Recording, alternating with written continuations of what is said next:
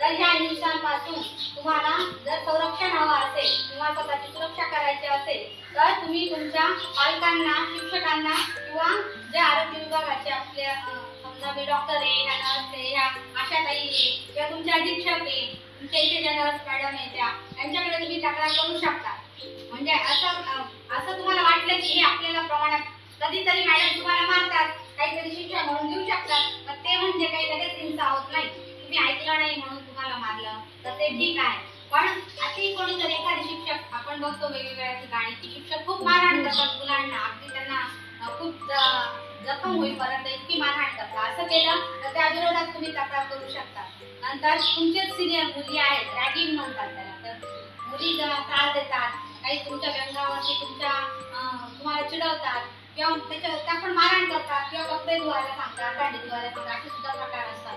असे पण प्रकार असतात, त्याला हिंसाच म्हणतात, मानसिक हिंसा म्हणतात. आणि लैंगिक हिंसा जे मी तुम्हाला सांगितलं की तुमच्या इथे कोणी शिक्षक असेल, दुसऱ्या मुलं किंवा बाहेरचे कोणी कर्मचारी, मुलींनी तुम्हाला तुमच्या लैंगिक अवयवांसोबत तुम्हाला काही तुमच्या इच्छेविरुद्ध काही करत असतील किंवा काही करायला सांगत असतील तर त्या विरोधात तुम्ही तक्रार करू शकता. तर याला लैंगिक हिंसा म्हणतात.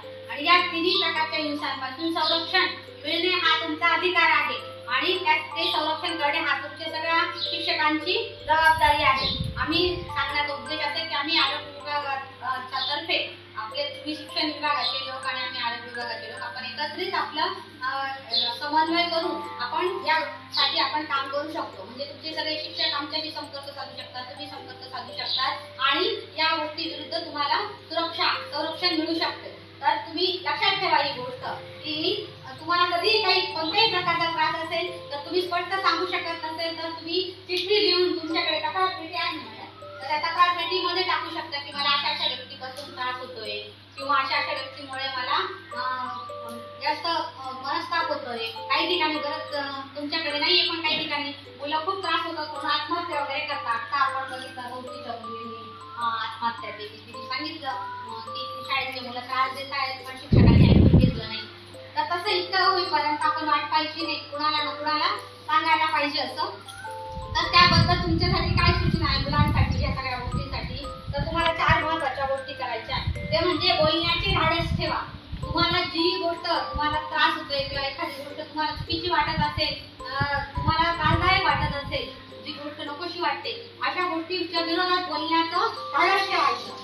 एकदम हिंमत नसेल तर आपल्या जवळच्या मुलीला किंवा तुमच्या आता हे कोऑर्डिनेटर आहे ना सोनाली, अर्णव आणि नीलम, या मुलींशी तुम्ही बोलू शकता किंवा जवळच्या मैत्रिणीशी बोलू शकता. म्हणून पहिलं काय आहे, बोलण्याचे धाडस ठेवा. दुसरी गोष्ट आहे नकार देण्यास शिका. म्हणजे एखादी गोष्ट तुम्हाला आवडत नाही तरी तुमच्या मनाविरुद्ध तुम्हाला कोणी करायला लावत असेल तर त्याला नकार देण्याचं तुम्ही हिंमत ठेवा. नकार द्यायची शिका की नाही म्हणायचं, नाही मला हे जमणार नाही. किंवा कोणी तुम्हाला एखादी ठिकाणी स्पर्श करत असेल किंवा थांबून ठेवलं असेल तर नाही म्हणायला शिका, मी हे करणार नाही. आणि गरज लागली तर ओरडा, म्हणजे मदतीसाठी प्रयत्न करा. तिसरी गोष्ट आहे नियम पाळा. तिसरी गोष्ट म्हणजे सुरक्षेचे आणखी शारीरिक हिंसेचे आणखी एक गोष्ट म्हणजे तुम्ही खेळताना पडले, शाळेत तुम्ही काहीतरी करताय, ते शिक्षकांना विचारता तुम्ही काहीतरी करून टाकलं, एखादं केमिकल आहे किंवा कुठे आग लागली, अशी गोष्ट पण होऊ शकते.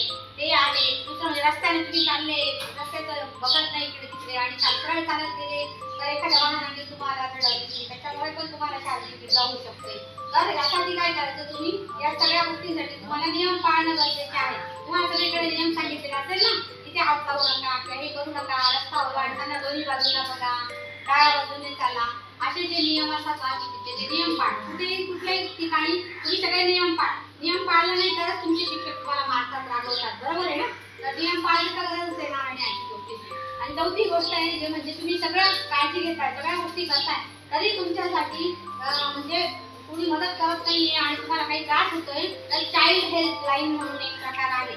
आपल्या भारत सरकारद्वारे ही चालवली जाते राष्ट्रीय स्तरावर चाइल्ड हेल्प लाईन, जे बाल शोषणासाठी केलेली आहे. तिचा नंबर आहे 1098 1098. 1098 या नंबरला जर तुम्ही फोन करून कॉल केला तर तुम्हाला तिकडून मदत मिळू शकते. तर तो पण एक तुम्हाला पर्याय आहे. म्हणजे तुम्ही आज इथे पण 10वीच्या मुली बाहेर पडतील, इथून निघून जातील, जगात कुठेही गेला तरी ही गोष्ट तुम्ही लक्षात ठेवा कायम स्वतःच्या सुरक्षेसाठी. म्हणून आम्ही सांगत आहोत ते तुम्ही तुम्ही शिका. तुमच्या लहान बहिणींना, आईला, मुलींना, मैत्रिणींना, कोणालाही सांगा. म्हणजे तुम्हालाही सांगण्याचा उद्देश असा की तुम्ही चांगल्या मुली आहात, शिकलेल्या मुली आहात, सुसंस्कृत मुली आहात.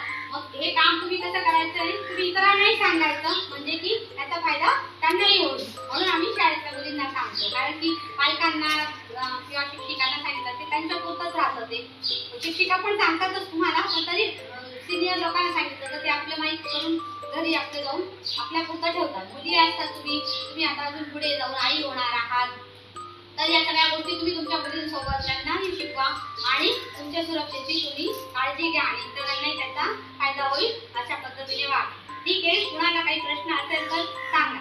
धन्यवाद.